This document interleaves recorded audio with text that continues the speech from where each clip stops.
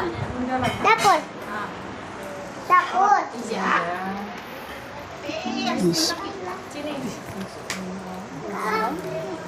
Tadi mana? Assalamualaikum warahmatullahi wabarakatuh. Alhamdulillah rabbil alamin. Asyhadu an la ilaha illallah, asyhadu anna Muhammadan abduhu rasuluh, la nabiyya ba'da. Allahumma shalli ala Muhammad wa ala alihi wa ashabi ajma'in. Ibu-ibu yang saya hormati, pertama sekali kita sanjungkan pujian puji kehadapan Allah SWT. Alhamdulillah di siang hari ini dapat hadir dalam rangka silaturahim. Tadi disebut jumpa kangen ya. Mudah-mudahan pertemuan ini mendapat rahmat dari Allah hendaknya. Kemudian sallallahu alaihi wasallam para nabi kita Muhammad sallallahu alaihi wasallam yang kita jadikan sebagai teladan kita dalam kehidupan ini. Sebuah pertemuan itu akan lebih bermakna kalau disebut nama Allah di dalamnya, dikaji ajaran Islam, ada beberapa wasiat, sehingga ketika hadir di sebuah tempat sampai pulang itu insya Allah dilindungi oleh Allah SWT. Samping itu juga ada berbagi ilmu di dalamnya. Nah, dalam Islam ada istilah yang disebut dengan silaturahim. Kata silaturahim ini yang tepat. Walaupun ada yang menyebut dengan kata silaturahmi, ya.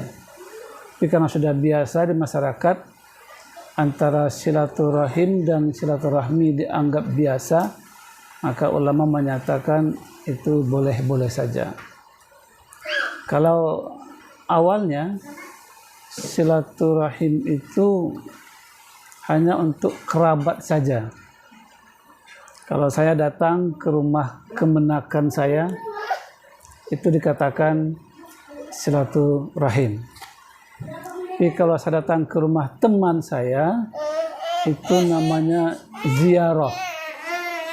Nah, sebenarnya hari ini pertemuan disebut dengan ziarah, mengunjungi.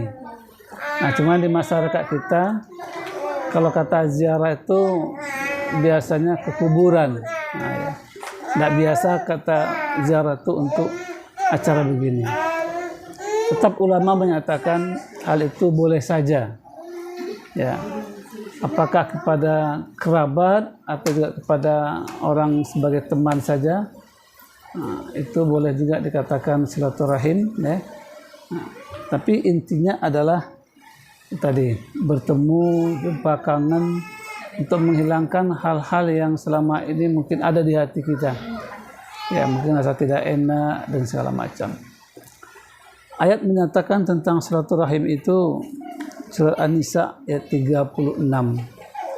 Allah berfirman, wa'budullaha wa la tusyriku bi syai'a.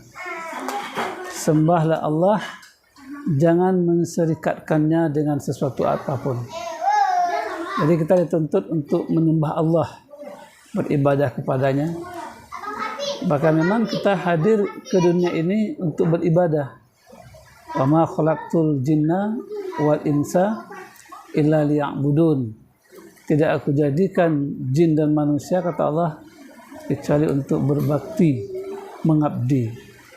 Jadi bahasa yang agak ekstrimnya, kalau manusia itu tidak mau beribadah kepada Allah, tidak mau menyembah Allah, percuma dia hadir di dunia, percuma dia diciptakan. Itu.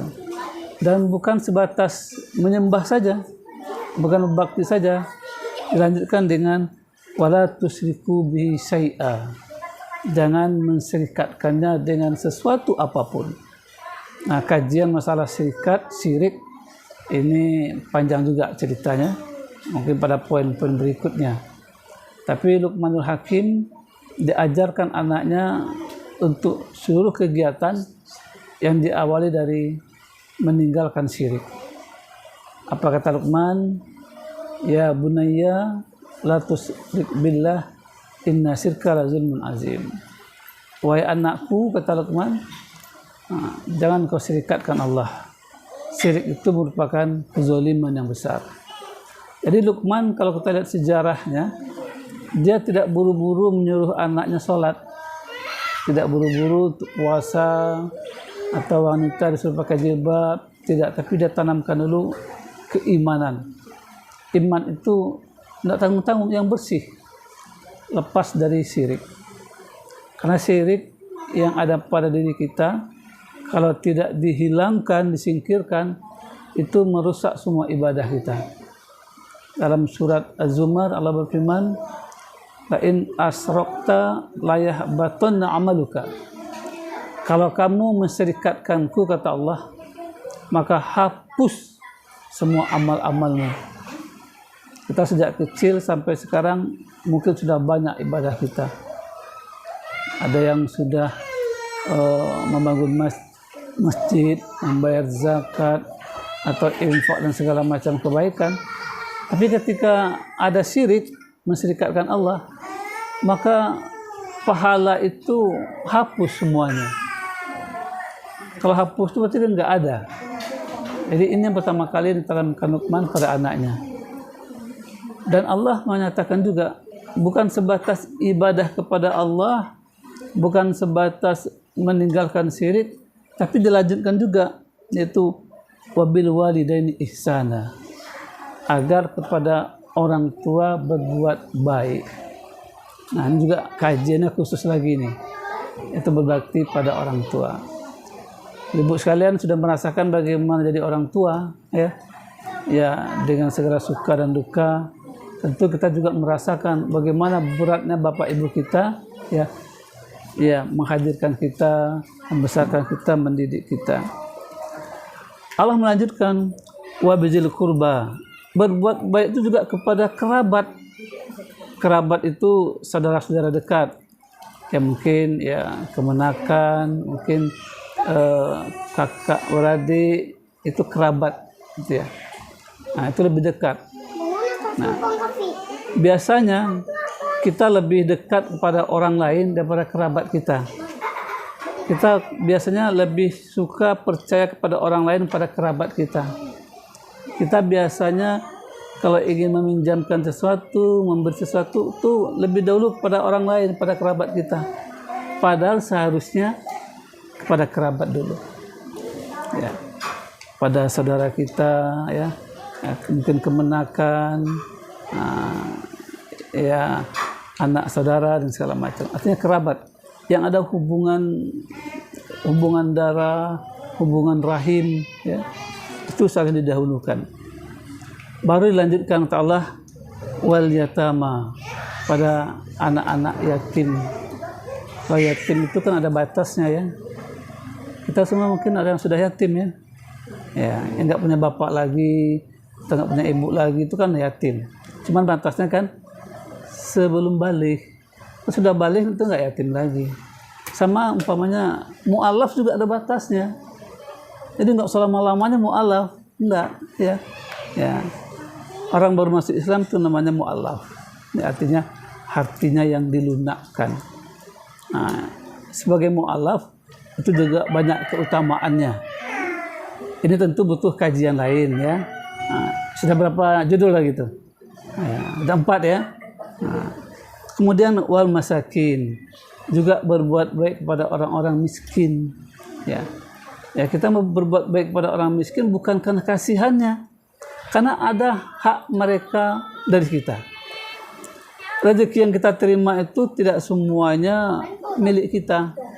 Ada yang harus kita berikan pada orang lain, fakir miskin, anak yatim ya. Kemudian wal jarizil qurba wal jaril junubi, yaitu berbuat baik juga kepada tetangga yang dekat, tetangga yang jauh. Kalau Rasul menyatakan tetangga itu radiusnya 40 rumah. Nah, bagaimana cara bertetangga yang baik, bagaimana sikap kepada tetangga, ini juga judul berikutnya ya. Kalau kita bahas semua ini panjang ya. Kemudian wasohibi bil jambi, yaitu teman sejawat, sama-sama tempat bekerja mungkin, sama-sama satu profesi, sama-sama satu usia, pokoknya dia teman lah.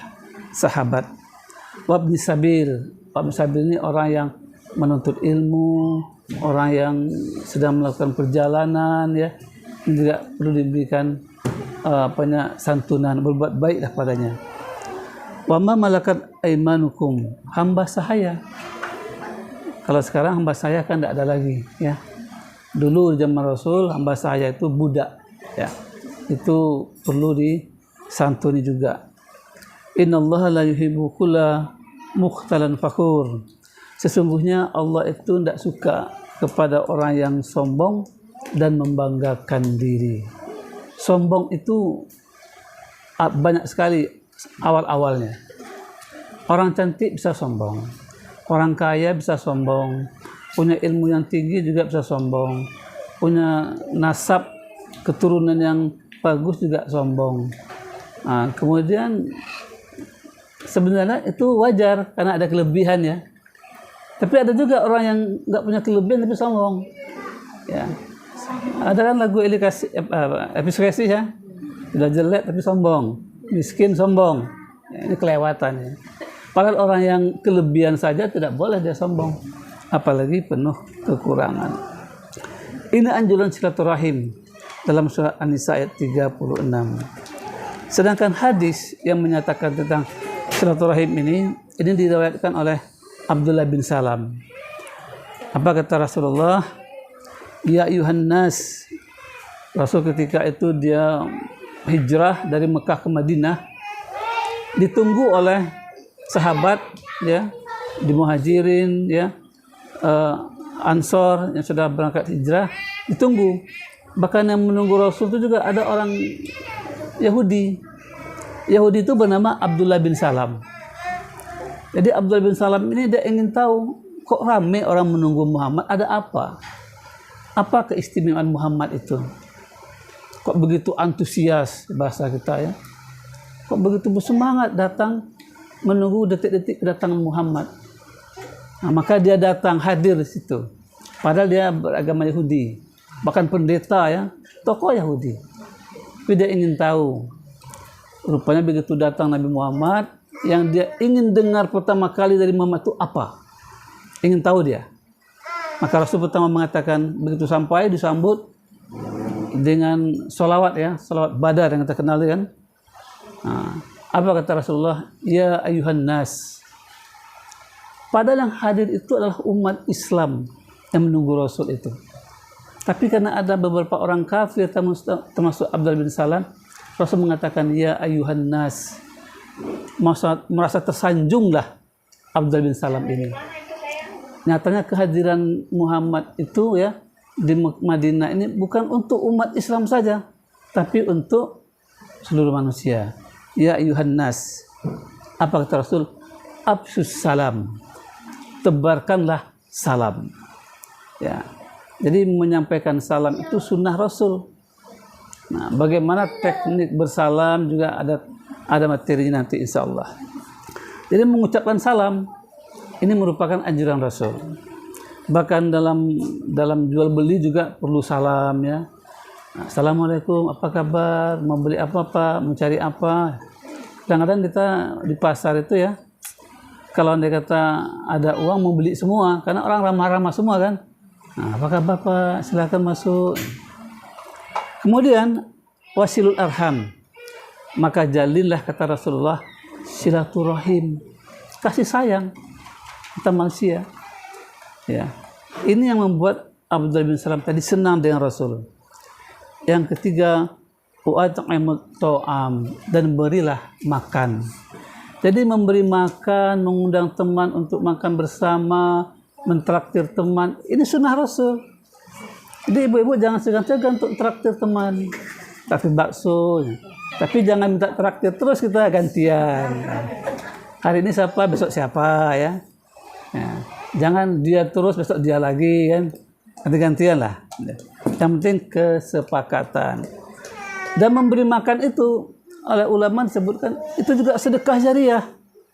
Jadi sedekah jariah tidak hanya diberikan ke masjid, kemudian dibangunkan mungkin dipasangkan keramik atau umpamanya menyebarkan ilmu, termasuk juga membelikan buku, diberikan kepada orang. Nah, bukan itu saja sedekah jariah, termasuk juga memberi makan. Selama orang tadi diberi makan dari dana kita, dan itu menjadi darah dan daging, selama itu berfungsi untuk ibadah bagi dia, selama itu pula kita mendapat pahala. Jadi sering-seringlah mengundang orang makan, ya. Apalagi saat Ramadan, ya. Mengundang orang berbuka puasa itu tidak harus rame-rame, mungkin 2 orang tetangga kita, mungkin diantar, ya. Jadi jangan sampai dalam Ramadan itu kita lupa untuk memberikan sesuatu kepada orang lain. Kata Rasul, barang siapa yang berpuasa di bulan Ramadan kemudian memberi buka kepada orang yang berpuasa, maka pahalanya sama dengan orang yang berpuasa dan tidak dikurangi sedikit pun. Tapi nggak boleh diganti. Hari ini kita nggak puasa, sengaja, ya. Nah, nggak puasa, cuma ngasih orang berbuka saja, tidak bisa diganti. Meninggalkan puasa berdosa, memberi buka puasa berpahala. Tapi meninggalkan tadi nggak boleh, tanpa alasan, ya, halangan syar'i. Kemudian wasallu billaili wan nasu niyam.